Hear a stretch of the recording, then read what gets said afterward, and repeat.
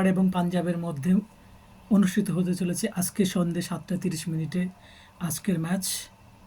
এবং ম্যাচটা হবে কলকাতার নিজেদের গ্রাউন্ডে অর্থাৎ ইডেন গার্ডেনে এখনও পর্যন্ত টোটাল 89টি আইপিএল ম্যাচ হয়েছে। এর মধ্যে থেকে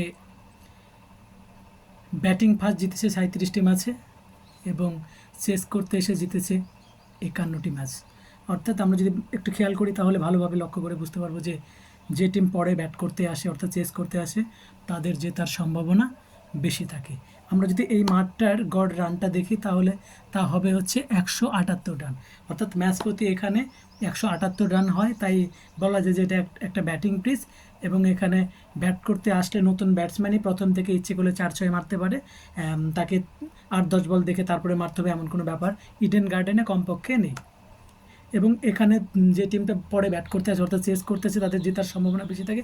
এর একটাই কারণ হচ্ছে কলকাতা ইডেন গার্ডেন গঙ্গা নদীর ঢিল ছড়ার দূরত্বে অবস্থিত, যার ফলে পরের ইনিংসগুলোতে কুয়াশা পড়ার সম্ভাবনা থাকে, যার ফলে ব্যাটিং করাটা অনেকটা সহজ হয়ে যায় এবং স্পিন বল করার ক্ষেত্রে তারা কিন্তু অনেকটাই বিপদের সম্মুখীন হতে হয়।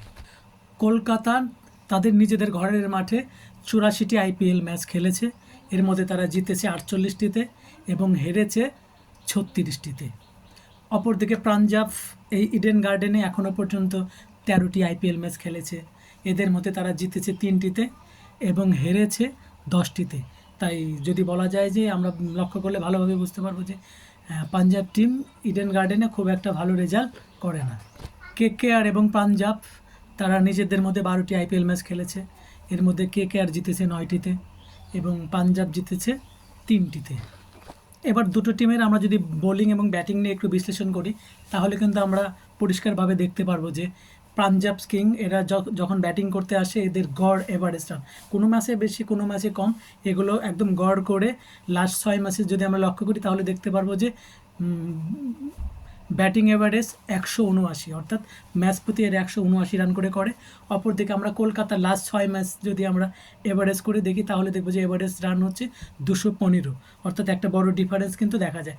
এদের 179 এবং এদের 215। এবার আমরা যদি বলিংটা দেখি তাহলে কিন্তু দুটো টিমেরই বলিং একই রকমই মার খায়, অর্থাৎ পাঞ্জাবের বলিং ওভার প্রতি 9.23 রান খরচ করে এবং কলকাতা টিমও বলিং প্রতি 9.19 রান খরচ করে। অর্থাৎ এদের সঙ্গে খেলতে গেলে বিপক্ষে টিম প্রায় 180 থেকে 90 রান করে, সেটা কলকাতার ক্ষেত্রেও এবং পাঞ্জাবের। এবার কলকাতার ইডেন গার্ডেনে যারা প্রথমে ব্যাট করতে আসে তাদের জেতার সম্ভাবনা থাকে 39%, আর যারা পরে ব্যাট করতে আসে মানে চেস করতে আসে তাদের জেতার সম্ভাবনা থাকে 59%।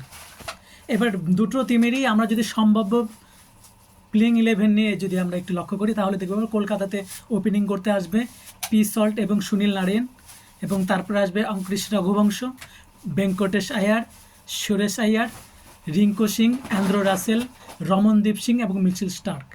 আমরা যদি লক্ষ্য করি প্রায় 9 জনই ব্যাটিং যারা প্রায় ভালো ব্যাট করতে পারে এবং তারপরে আসবে বরুণ চক্রবর্তী এবং এইচ রানা। অপরদিকে পাঞ্জাবের যদি আমরা দেখি তো আমরা কিন্তু ইতিমধ্যে শুনেছিলাম যে শেখর ধাওয়ান তিনি ইনজুরির কারণে কয়েকটি ম্যাচ খেলবেন না, তিনি প্রায় 10 দিন বিশ্রামে থাকবেন। তো আজ 12 দিন হয়ে যাবে, তো শেখর ধাওয়ানের খেলার সম্ভাবনাও রয়েছে। তাই ওপেনিং করতে আসবে ধরে নিচ্ছে শেখর ধাওয়ান এবং পি সিং, তারপরে নামবে রিলি রোশো, লিয়াম লিভিংস্টন, স্যাম করং, জিতেশ শর্মা, আশুতোষ শর্মা, শশাঙ্ক সিং, হারপ্রীত বার, হর্ষাল প্যাটেল এবং কাগিজো রাবাডা। এবং এই দুটো টিমের মধ্যে কে জিতবে সেটা যদি বলি তো সেটা অনেকটা 65 এবং 35। আমার মতে আজকের টিমটা জিততে চলেছে কেকেআর। আপনার মতে কে জিতবে সেটা অবশ্যই নিচে কমেন্ট করে জানান।